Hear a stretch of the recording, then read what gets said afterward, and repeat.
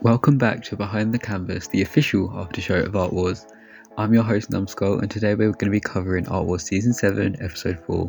Okay, so after the disqualification of Ulirio Arts last episode, the artists this time are competing against each other in a challenge where they're tasked to draw fan art for the hit TV show Stranger Things.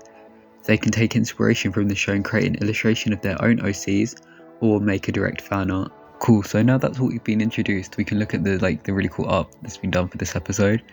Okay, first up we have Nikoi, and this for sure is a really strong start. This is splendiferous, this is a bit scrumptious, I think it's really impressive. The composition makes this look really intimidating, and the focus in the middle I think is just really well composed, it's really well done. Even the more simple background is detailed enough to make it look cool. It's just cool to look at. Overall, I love this, so I'm gonna give this a 2.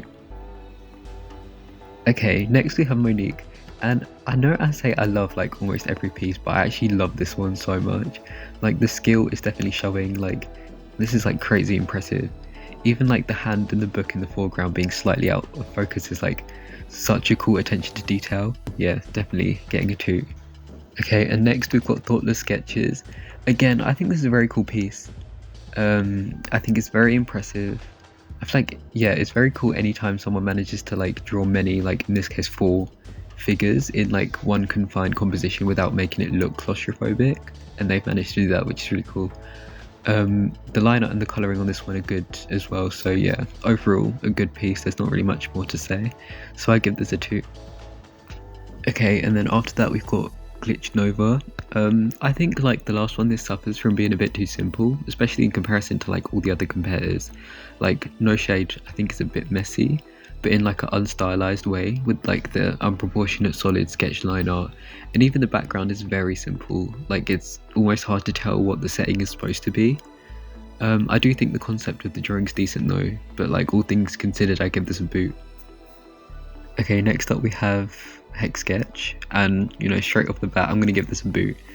Not to be shady, it's just true tea. I think relatively this piece is very simple, and for lack of a better term, it's quite basic. It's at least recognizable as the way it is, but aside from that, I feel so much could have been done to make this better. It could have had a background, or it could have actually had a body rather than just being a face and hands. But yeah, mainly this is just not enough to be competing in a season where everyone's so strong. So yeah, for those reasons I do give this a boot. Okay, now we're looking at Daffy, and again this is quite unfortunate because I think this one could have been my favourite for the whole challenge if they drew the background themselves. I think the choice to not do that kind of takes away from the actual impressive thing they did draw, which is 7 different characters, which is really good, and they did it to a really good standard as well. But yeah, I do give this a 2 because I think it's great. Despite the lack of an original background, it's very, very cool. Okay, now we're looking at Howard, and I think it's unfortunate that Howard is coming off of 2 wins back to back, because I think the bar was set so high in the first 2 episodes, and I'm not sure if this lives up to it. It's definitely a good piece though. I think the stylization is awesome. It's also instantly recognizable to the series, and where there is a lot of blank space, I think it makes up for it with the texture of the lining. So overall the composition is actually quite decent. But yeah, despite the fact that it is a good piece, it sadly does fall under the category of one of the weaker pieces of the episode. Although I'm still going to give this a toot. And last but not least, we have Sunny, and this is a great show of technique and skill. I think in this competition, Sunny has done a very good job of showing good art, and again this is another example of that. The colour work is really impressive as well. I really don't have any major critiques for this. I think it's very cool, so I easily give this a 2.